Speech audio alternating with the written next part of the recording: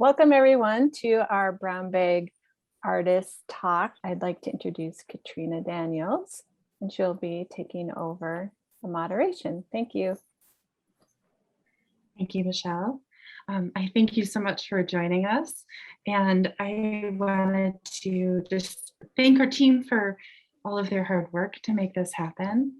And also our sponsor, Norm Charles, who generously sponsored this exhibition and is helping us to support the work of our artists. And I'll just kind of jump in and let everyone know that this show is on view until the end of October. We have more details on our website at lansingartgallery.org. And I wanted to introduce you, welcome you to the Artist Talk. Oh, also, I am at the gallery right now, so I apologize that I am masked because we have changed our policies to make sure that our team is safe. So I apologize if I sound muffled, but I am working in the public today, so I am masked. Could you tell us a little bit about how you chose the title of this show, Fragmented Place, and kind of speak to that and how it and how it kind of showcases this body of work? Sure. So when I speak about place, it's more of a personal identity. As an individual, where you come from, how you defined yourself in terms of your personality, your upbringing, your childhood. So geographically, religion, ethnicity, sex, gender, etc. Like, so who you are as an individual, that's what I consider a place for a person, and like where you're coming from. So this show in particular, I'm looking at my place in the world and how I define myself and what went into that with my upbringing in my childhood, and looking at old photographs of my childhood or even extended family, even before I was born, and piecing together what I think about these situations or this memory based on who I am today. So that's why it's fragmented, because it's piecing together some sort of definition of how I'm reacting to this visual. Oh, thank you. That's so interesting. For our viewers who haven't seen the show yet, you will see these sort of remnants of photographs, very layered work. You'll see both figurative and interior spaces represented in this work. That is so interesting. I think, it's really interesting when we think about place and how at one point in time, I was just listening to something recently that was talking about how who our families, who our parents are, and the place that we were born, how at maybe different times in history, how that had more resonance, and how we don't refer to ourselves as like, I'm not the daughter of my father. People are looking at me for who I am and what I do. And we also move and change in our careers in a completely different way than maybe our ancestors did, and sort of look at our person in a completely different way. So I'm fascinated by these ideas that you're exploring. Can you talk a little bit about the materials that you use and the process? Again, for folks who have not seen this yet, you'll see, maybe I'll take the computer into the gallery to show everyone a little bit, but see a little layering when you're looking at the medium. I see that you're using oil and acrylic and digital photography. Can you talk a little bit about the choices that you've made? Sure. So the concept starts with like an informational site, whether it's a two-dimensional work is what you're going to see in the gallery, but I also do site-specific installations also. And so the site is either a place physically, or in this case, in this exhibition, the site would be the photograph. And I use that as the start, and I deconstruct it with process. So I'm either like washing it down with layers of acrylic and taking a transfer off of it, or I'm kind of whitewashing over it to block out what I don't consider very important in the photograph or the memory. And it's omitting and then also adding. And so the omission is what I either don't remember from the photograph or things I don't, like I said, consider important. And then the additions, whether I use marker or ink or oil paint or acrylic, it's whatever makes sense for that particular mark making at the time is the material I choose. And so those additions are based off what I previously spoke about, my current place and how I feel about those memories. So the materials, to answer your questions more directly, the material I use is based off just the process itself. Like if I'm going to be whiting out a large portion of the composition, I'm using an acrylic transfer, so I'm going to be using acrylic on top of that because it just makes sense. And it's easy to whitewash away in a large color block format. Then when I'm getting into more details or from handwriting or things like that, I'm going to use pen, ink, graphite, I've really been into mixed media for this particular body of work because it's more layered. I can get more texture out of it. It's really for the formal qualities. Mm-hmm. When you're talking about, can you tell me a little bit about choosing the photographs that you choose? Sure. It started off with going through the photographs I do have of my childhood and my extended family, and how I was reflecting on one day how I don't have that many for whatever reason. And then thinking about, what does that mean, and having this existential conversation with myself. But then I was looking at them and reflecting on, I remember this particular photo. I remember sitting in front of this television set playing this video game on Nintendo in the 80s. And then I also, looking at that photograph also spurred another memory, and something else that happened that day that I remember more clearly. I don't remember what video game I was playing at all, but I remember sitting there, and then I remember what was happening upstairs, listening when I was in the basement. So I was reflecting on how we process our memories and how we even sometimes invent things that happen based off of what we're told later in life. For instance, like I already mentioned, some of the photographs I have are from extended family from before I was even born. And I alter them based off of two things: the stories that I hear about these people or that situation through other people. So I'm well removed from the situation, and also what I know of that individual from when I do exist. So as an adult and like a great aunt or something. So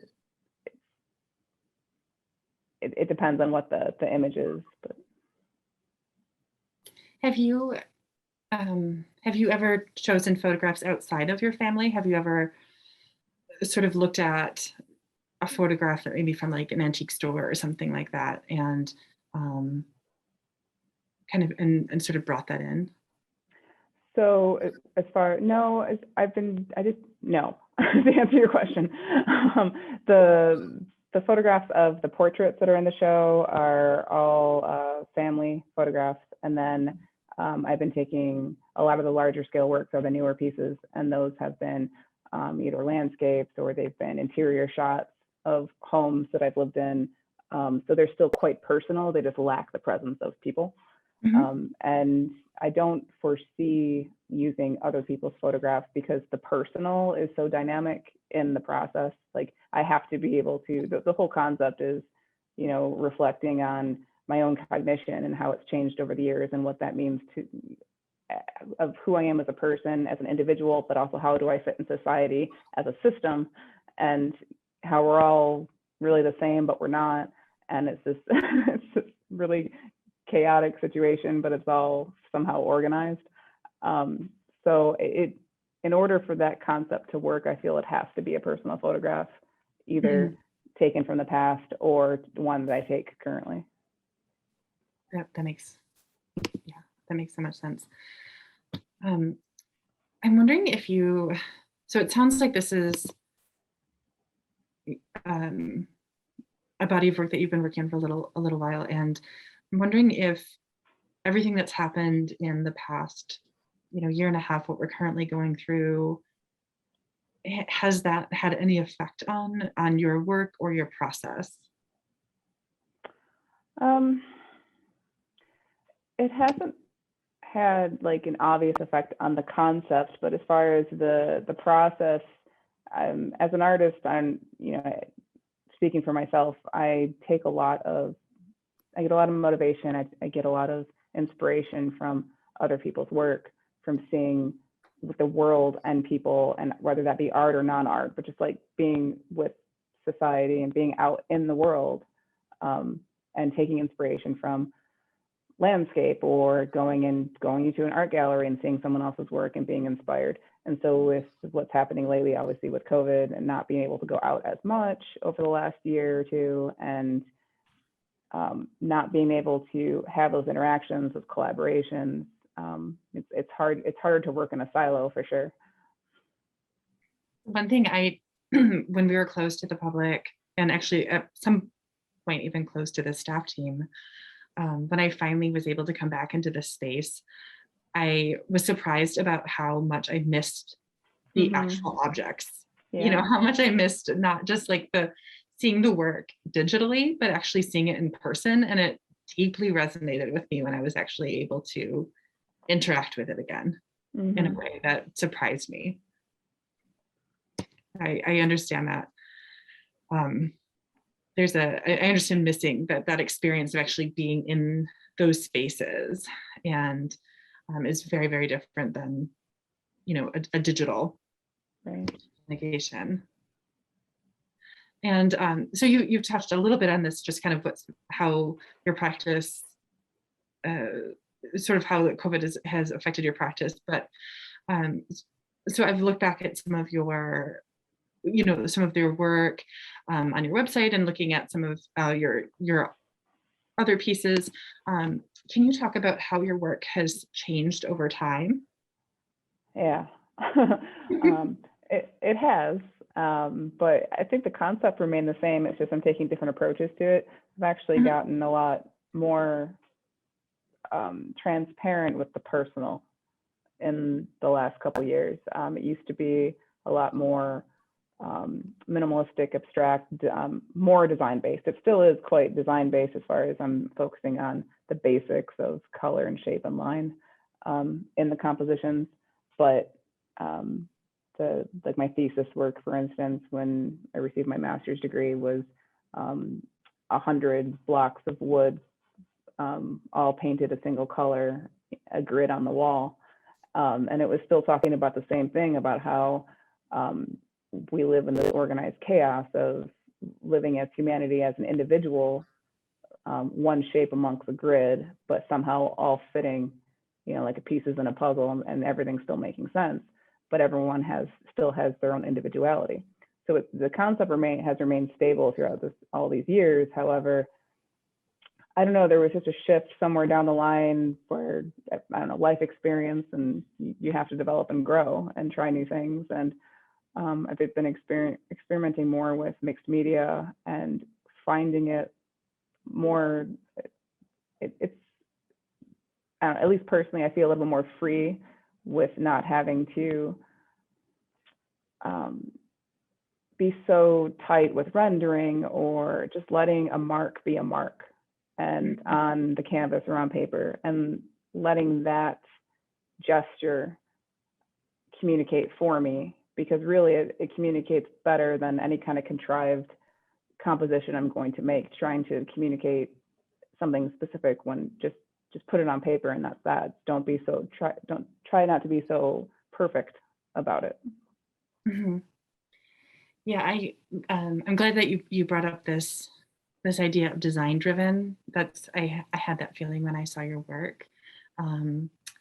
It has that feeling of someone who really appreciates design, as I do. And so I love that thread that I see through it. But it's interesting to hear about just about how like you this is like a concept that you've been working that's very, close to you that you're exploring, but sometimes that exploration looks different throughout time. Can you talk a little bit about what, if anything, that you want viewers to learn from your work?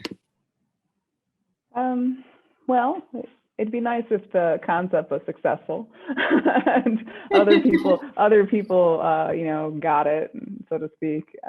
But I don't know. I don't expect anything from viewers. I'm not, as an artist, as a communicator, I'm not trying to force anything down anyone's throat or make sure you understand exactly what I'm thinking. I think one of the reasons why I stick to the basics of design, like I said, with just color, line, and shape, is that it's so universal, so to speak, where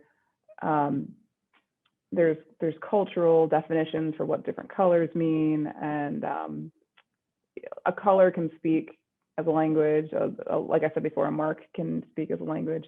So I like the fact that many different viewers can look at a piece and feel something similar based off of the design aspects of it, and not necessarily like the portrait and the image, not necessarily the people or the landscape or anything, none of the tangible, but it's more about the color or the mark making or the shape reminds them of something, it resonates with them. And I've noticed sometimes in previous shows where a few people will have the same feeling while looking at a work, or they'll think of something that happened in their childhood that's similar.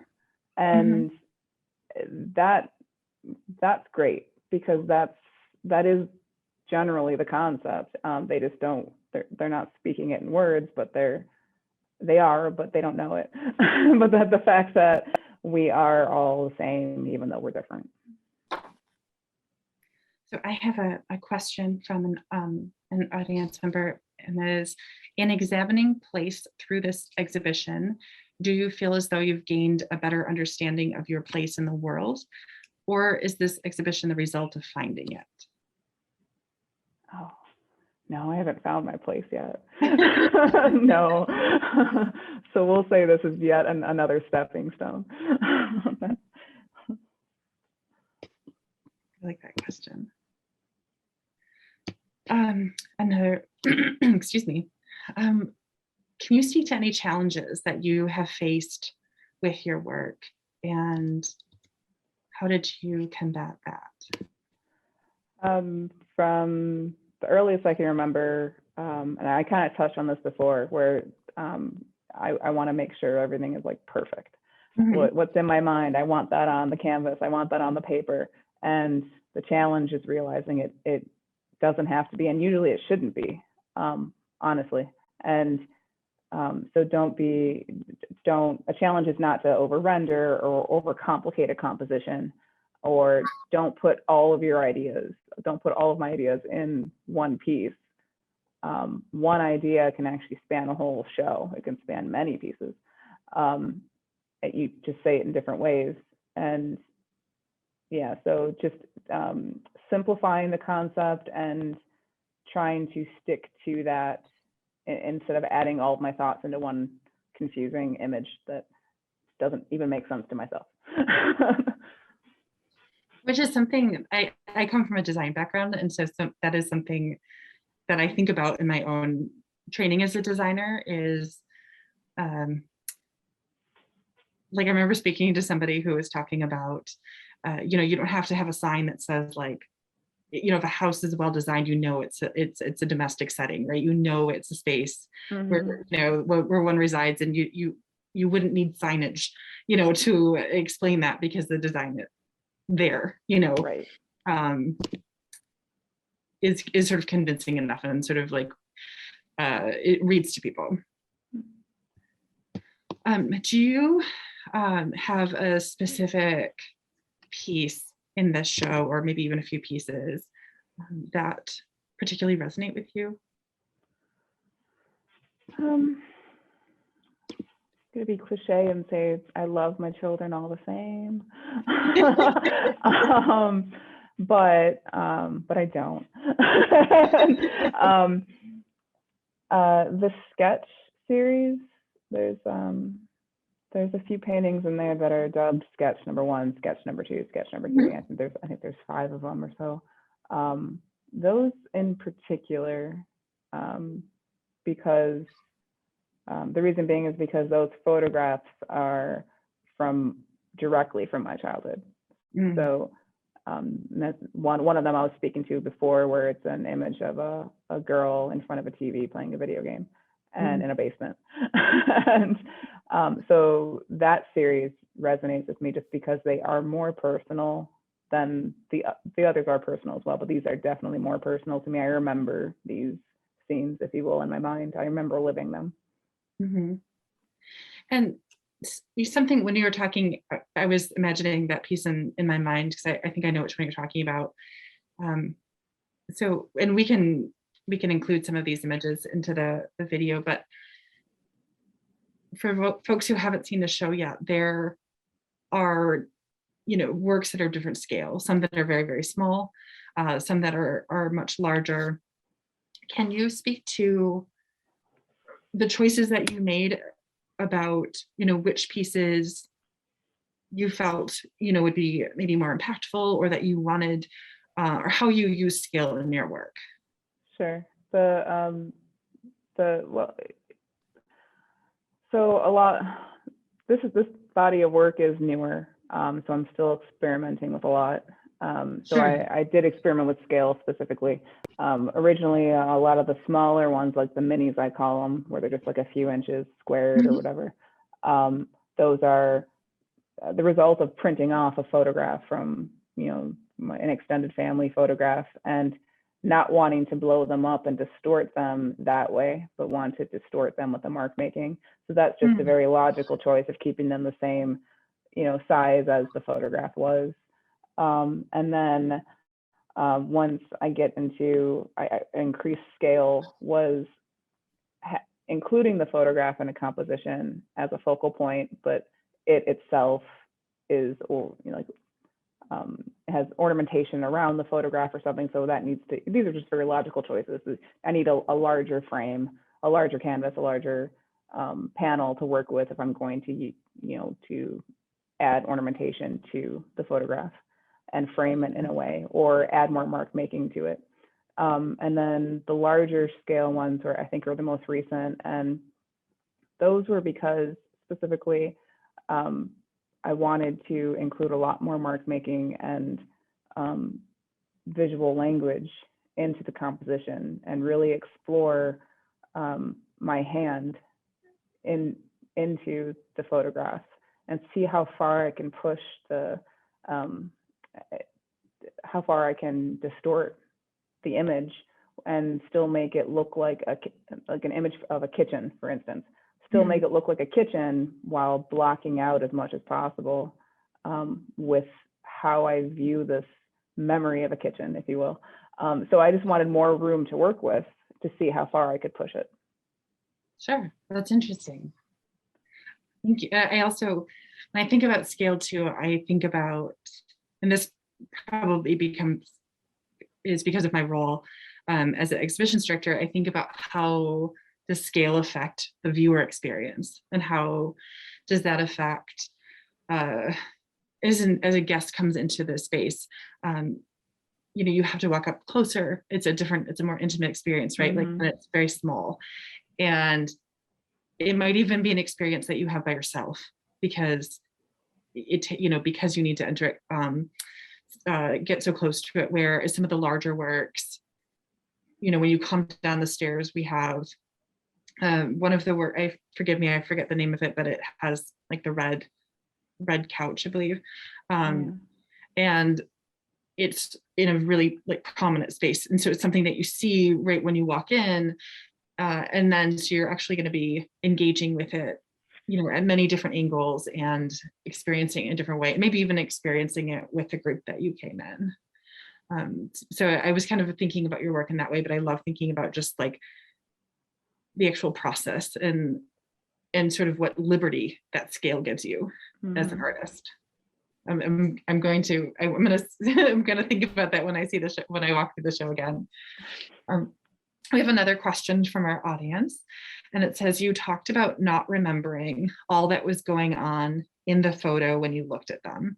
Do you think that what you remember is reality, or is that photo the representation of the reality of the time? Yeah, so that's the part of what I was talking about before, like, are we imagining what we remember or not? So I can't tell you.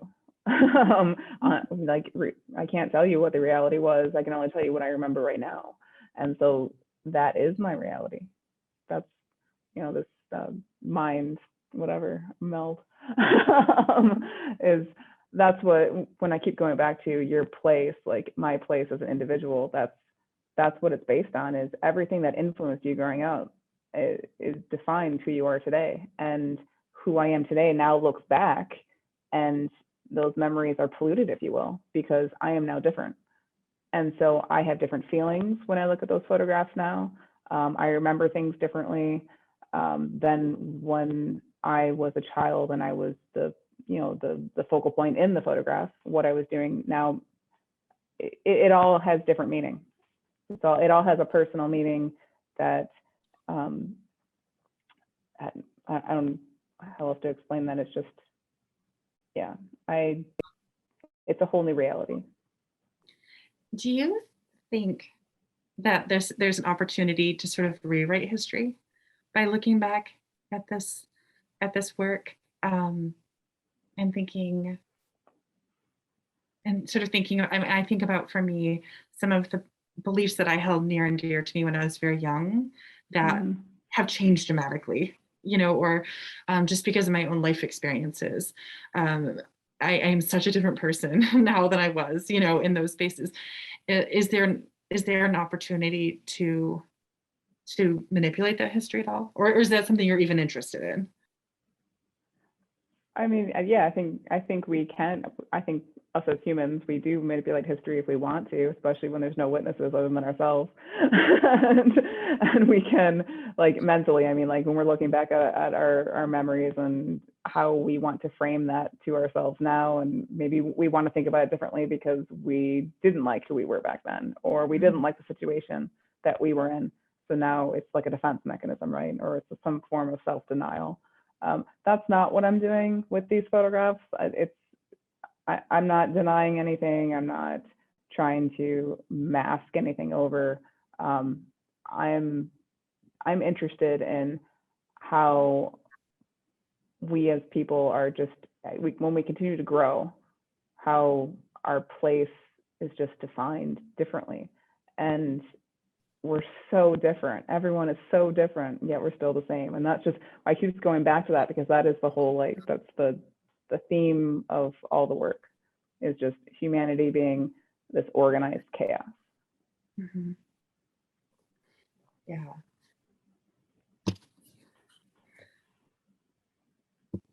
I'm pausing because that's like that's a big theme to think about, right? Yeah. All right, so I'm going to ponder that a little bit, but I have a few other questions to ask as well. So you talked a little bit about this, about how you've created work that is site specific, or you've created installation based work, which of course, is very different than creating a body of work that might travel and might fit into different gallery settings, or just different art spaces. Can you speak to the difference in preparation and or process, or is there? Oh yeah, but it's different. So even though the core theme is the same, my site-specific installations are taking the physical space as the informational site, and my exhibition work, my paintings, my drawings, for instance, my photographs, those are Aj Prajzner is the site, the informational site. So when it comes to the site-specific installations, typically what I do, and I have a lot of fun doing this, is I like a space to be completely bare, like stripped down, no ornamentation on it whatsoever. It's just the walls, it's the floor, it's the ceiling, and it's the light. And I'm focused on just the space. And I usually just take a photograph of one portion of the room, and then I'll take that digital photograph and I'll dissect it with Photoshop or whatever, and like pixelate the colors, and I'll take out the contours of the texture of the wall and make these shapes. And then I'll take that very basic design language of color and shape, and then I'll create the site-specific installation based off that. So I'll do folded paper or paintings or panels or whatever the site, whatever seems right for that specific space. It looks a lot different than the work you'll see in Lansing Art Gallery right now. But the idea of it is defining that space at that time, in that specific time and day, and that space will never look the same again. And it's constantly changing. And when people walk in, when viewers walk in and see this informational site, when they see the site-specific work, like I said, it's very stripped down. It's color and shape and form, usually, that's it. And very abstract and minimal. But it's a space that you walk into, and usually you're surrounded by it. And I want people to focus on the very basic language of design and to experience what they're feeling or thinking when they see that color or they see that shape, and how it corresponds to the viewer next to them who's having similar memories or feelings or thoughts. And that's where the humanity jumps in again, where something so stripped down and something so basic, and we're all different, but we're still experiencing the same thing. So it's a lot to unpack. There's a lot going on there, because I'm actually talking about the same thing as far as an individual place and compared to humanity, and how we're all the same but different. But then also the space itself, that physical space, when it comes to the site-specific work, how that place also is evolving and changing, and it has an impact on us too. Yeah, absolutely. I mean, design is incredibly powerful, and I think a lot about design equity and how it can be used to create equity in ways that I don't think it always is, and in really small ways, in terms of how we design, a postcard to how we design a city. And it's a really, really powerful tool. Have you had the opportunity in your site-specific work to choose a place that is really important to you, that you're creating site-specific work for, or has that or has the opportunity been more of like, here's the space that exists, we're asking you to come into this space and create work for that? Yeah, it's been the latter. Okay. Where it's just been a space offered to me, a gallery or like a hall or some abandoned building or something like that. So it has no personal ties to me whatsoever. And so I'm looking at it as a blank slate, if you will, and just pulling out those very objective design concepts or design elements from that blank slate. So there's nothing personal there except for the experience that I'm giving to the viewer. That's the only personal that's there. Okay. So this is something that the question that I really loved, because I've heard that we often ask our artists is, and you touched on this a little bit, but how do you know when a work is finished? When it tells you. I know it's a silly answer, but no, I think it's great. When when it's done. There's no, my work's not like it's not technical as far as like a hand woven anything, or you know what I mean, like, or it's not like a ceramic that you have to put in the kiln and fire and things like that. So I get to work on a piece two-dimensionally when it until it's finished. Either so both things, when the concept is clear, in my opinion, where I think I have communicated the concept and it's showing without any explanation from the artist, but the viewer, if they wanted to spend enough time with it, they can possibly see what I was trying to communicate. And then also, are the formal elements of the composition working? And that's just a very art student type answer.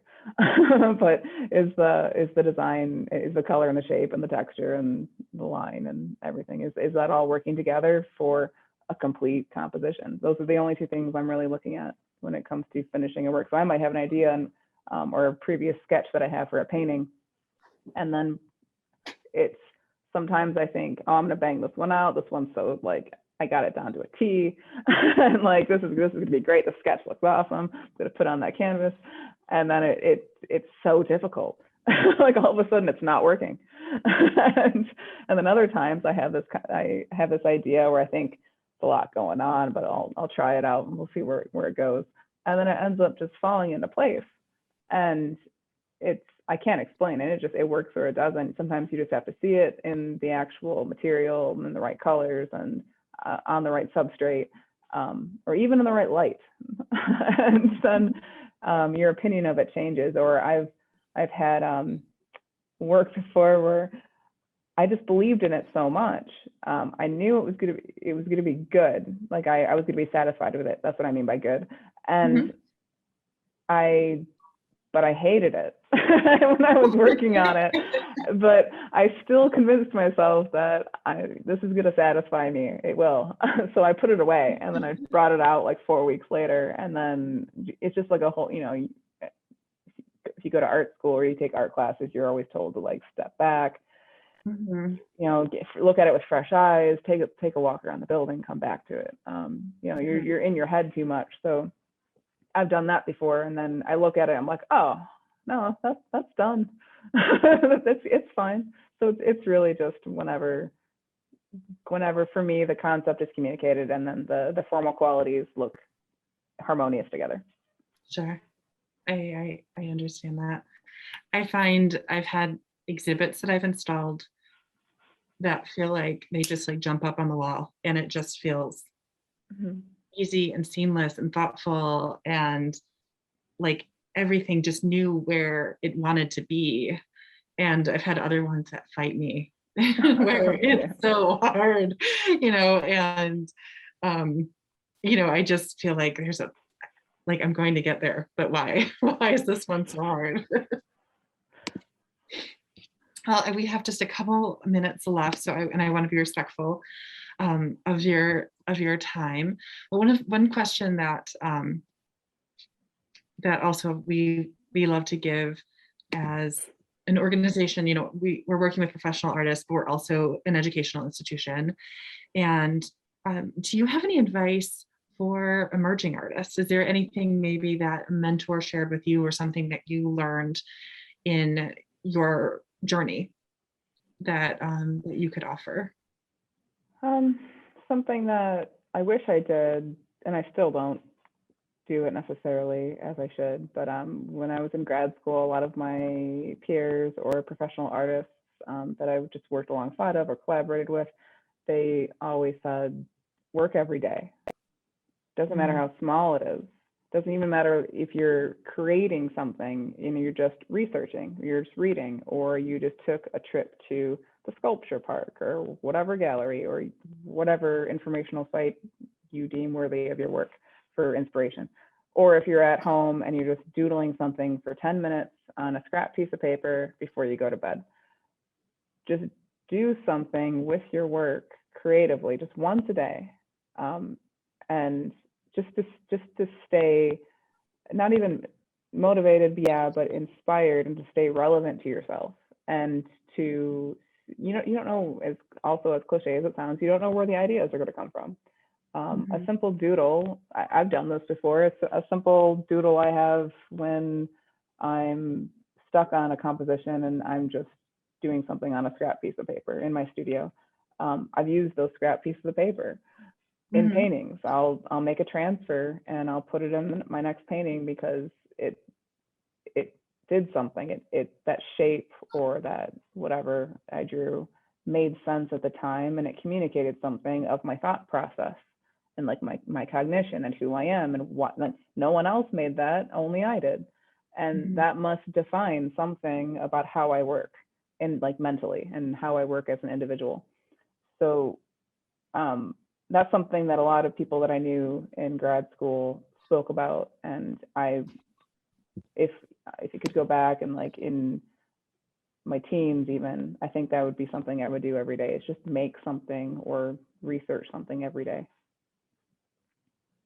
I think that's excellent advice. And again, giving yourself that freedom, that it doesn't have to be big. It doesn't have to be, you know, a whole painting, and be something small. I often find I find inspiration when I give my mind a break. So sometimes maybe that's like taking my dog for a walk or something. And then all of a sudden, because I'm not forcing it, that it starts to come through. So I think that's excellent advice. I just wanted to let everyone know that this exhibit is currently on view, and it will be on view until October 23rd. That we're open Thursdays, Fridays, and Saturdays to come. We also have the work online as well for folks who aren't able or who are living out of the area. And also, just as a reminder, that we have a meet and greet on Saturday, September 18th from 11 to 3. And then, AJ, is there anything else that that we didn't cover that you wanted to share before we wrapped up? No, I think I shared quite enough. I'm an introvert, so that was a lot for me. Well, I do sometimes find though that it's a little bit easier to do this than it is standing in front of a whole crowd of people, because it feels a little bit more intimate and a little bit easier to have the conversation. So thank you so much for your time, for sharing with us today. And I really want to encourage everyone to come see the show. It's beautiful and thoughtful, and I'm so excited for you to come see the work installed at the gallery. And thank you again for spending part of your day with us today. Thank you. I appreciate it. My pleasure.